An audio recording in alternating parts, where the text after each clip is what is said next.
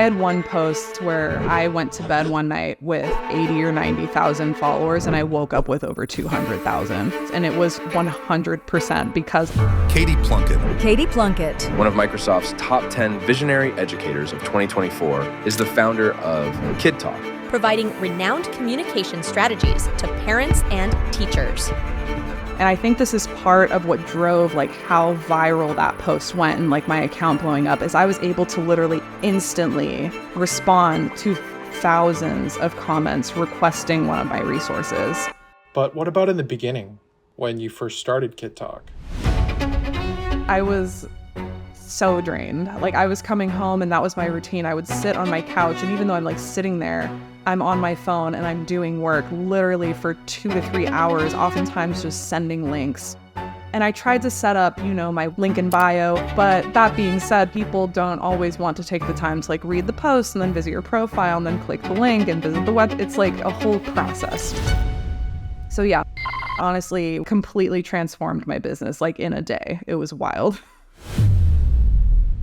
My guest this week is teacher, author, and entrepreneur Katie Plunkett. And with a master's in teaching and nearly a decade of classroom experience, Katie is here today to talk about how she turned her passion for social emotional learning into a thriving online business, and how her experience can hopefully help you do the same. Katie, welcome to the show. Hi, Ben. Thank you so much for having me. So how did your journey lead you from studying for the LSAT while in AmeriCorps to founding and creating your brand Kid Talk?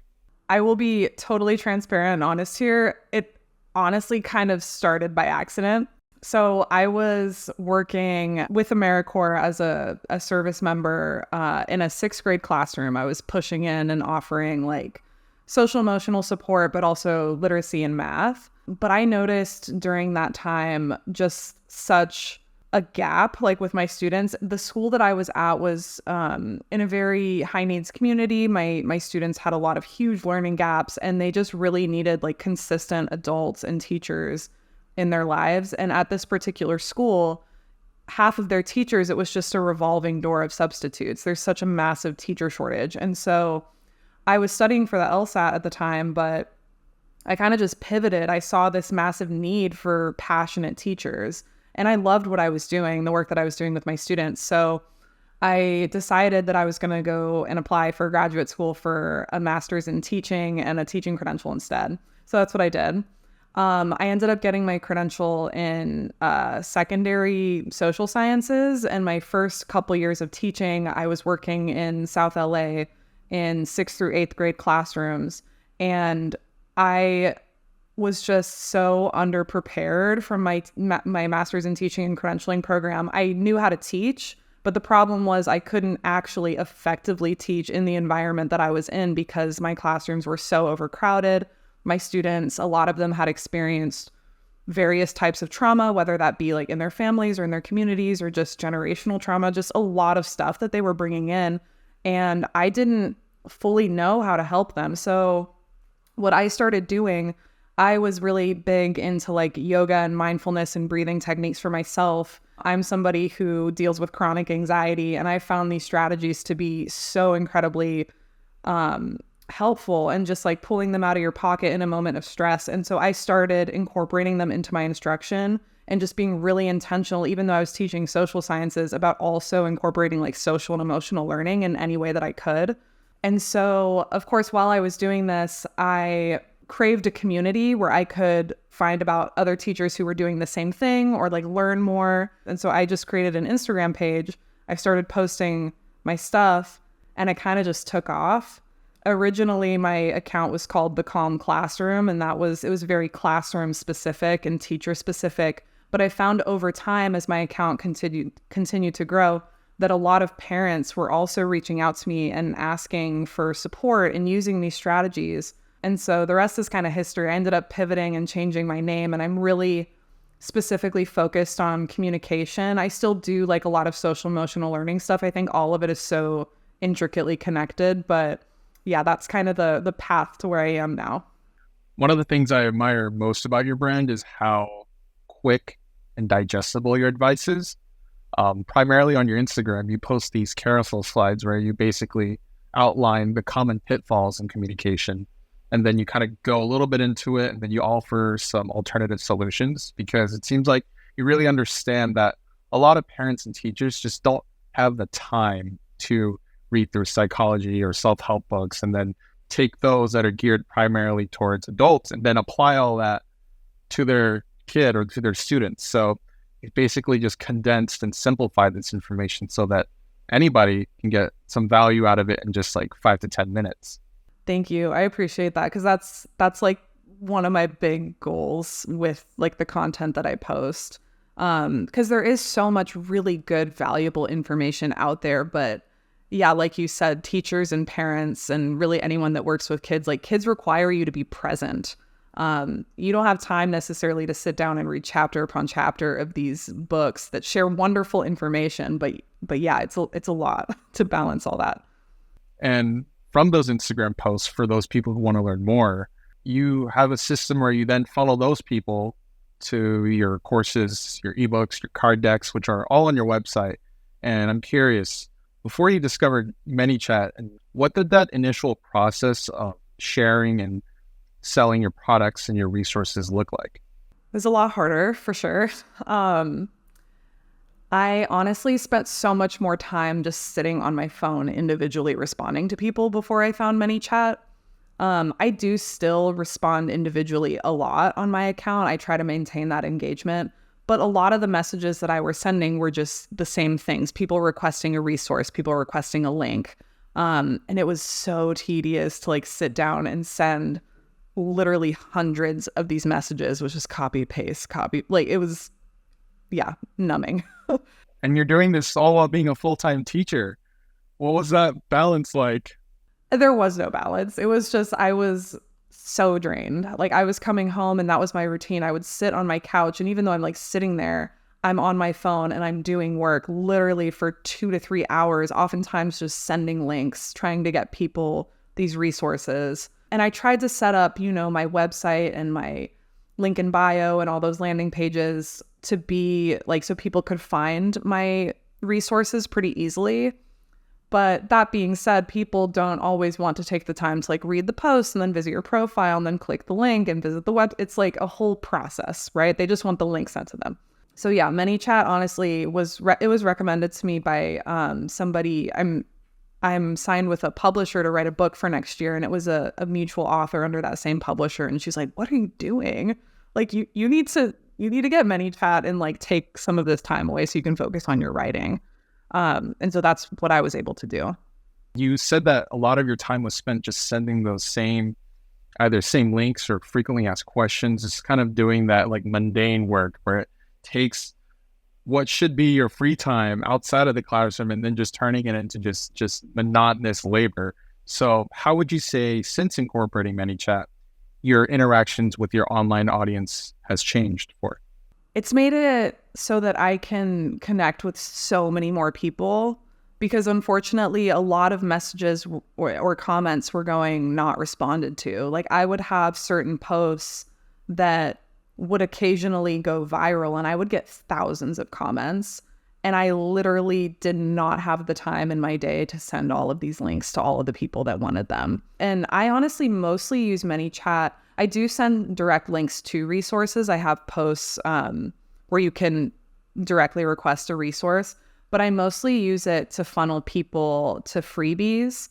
And I use those freebies to help build up my email list, and then over time kind of like nurture my audience to get them to like invest in courses. Like that's really like the gold mine of what I do.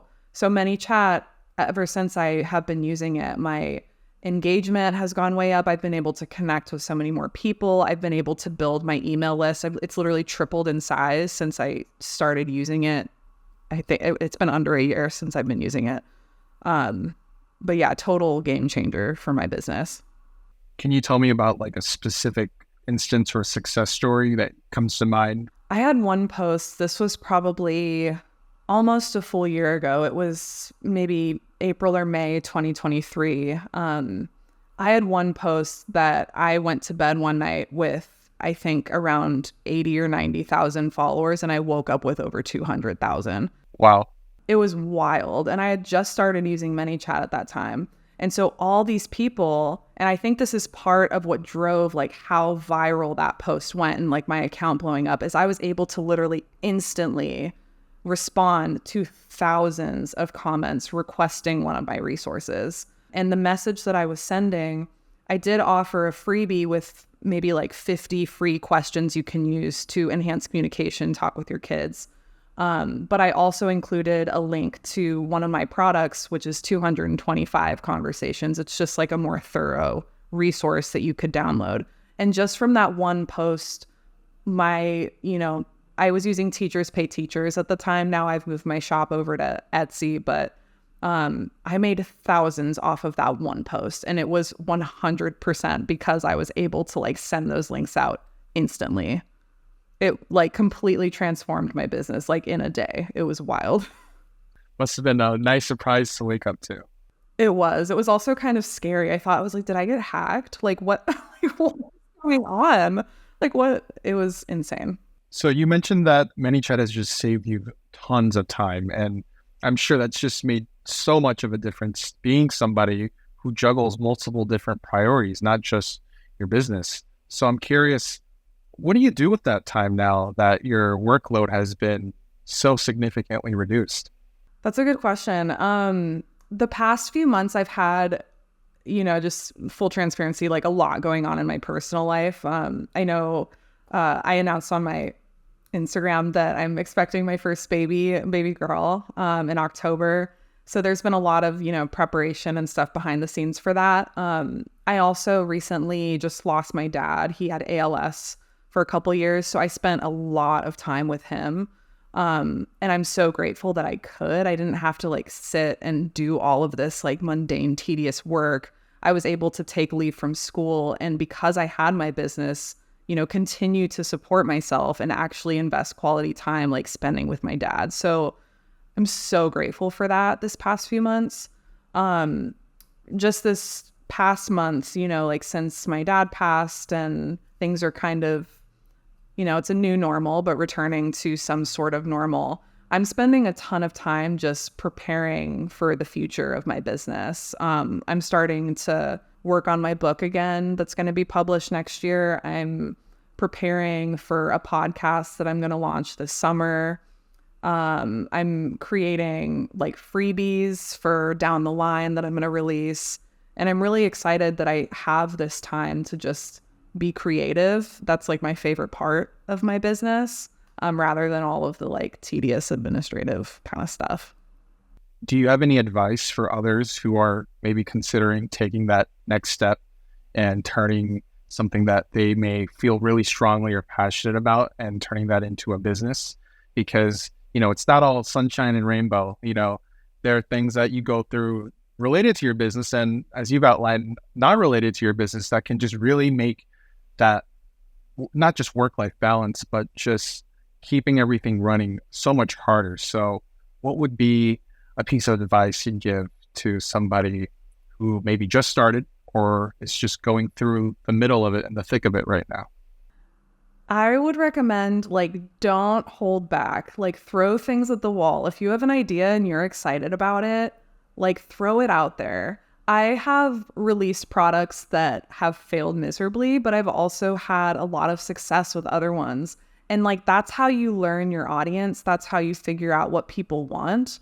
It does take trial and error, but it can be heartbreaking when you see something that you put so much time into, not take off in the way that you expected. But all of that is good feedback. Like, even if it's not bringing you income, it's bringing you information that you can use to then like apply to a future product and generate income later. Also, like, make sure it's something that you truly love, because like you said, like there's a lot that goes into creating these businesses. So much that I've learned about, just like customer service, like maintaining, the actual like business side, setting up a website. There's a lot that goes into it. So you really got to make sure it's something that like you love and you want to share with the world.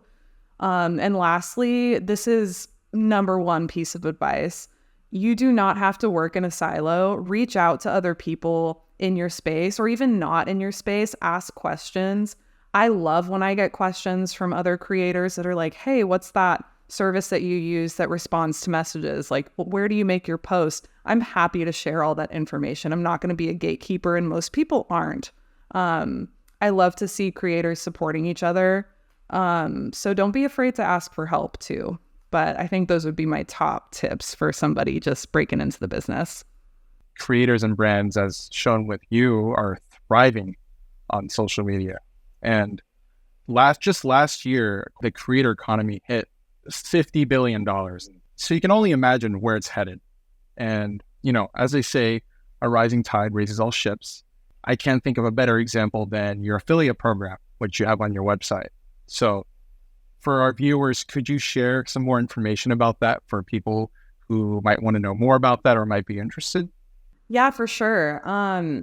So I do have an affiliate program. I'm currently making a few changes to it, all like good changes. My goal is to get like more, organic user generated content surrounding the resources that I'm sharing out there. And this is not even something that people see publicly, but I have gotten so many emails or direct messages where people have shared their own stories of success from their homes or classroom. And they'll say things like, I tried this strategy or I was like asking these questions and I didn't even realize the way I was asking them was totally bringing the conversation to a halt. And then I implemented this question you recommended. And oh my goodness, my kid like just shared all of this stuff. And that's why I do this work. It's for those people and for those moments of connection. So I think right now I need to look at all the numbers because I'm kind of, adjusting a few things. But for my course specifically, my affiliates get 40% of every single sale that they make because they're the ones that are, really doing like the grunt work to like sell it. Yes, I made the content, but like I want to make sure that they feel like motivated and rewarded for promoting this stuff because it's so important, I think.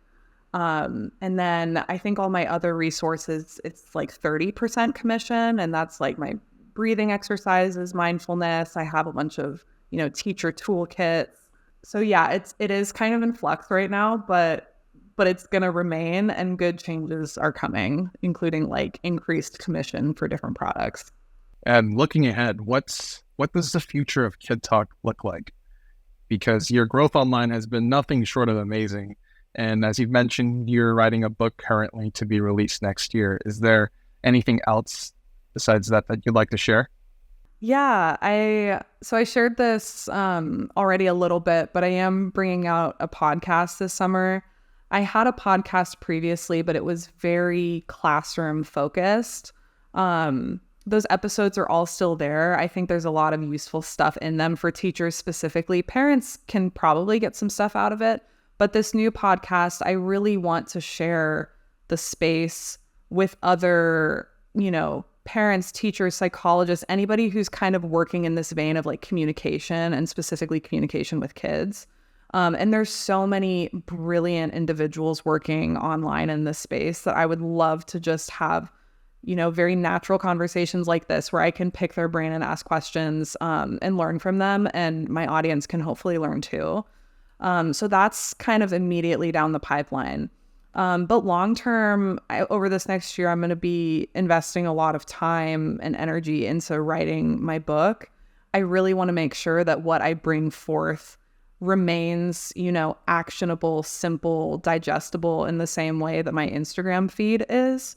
So I'm being very careful to, the way that I'm structuring it and the way I'm laying everything out.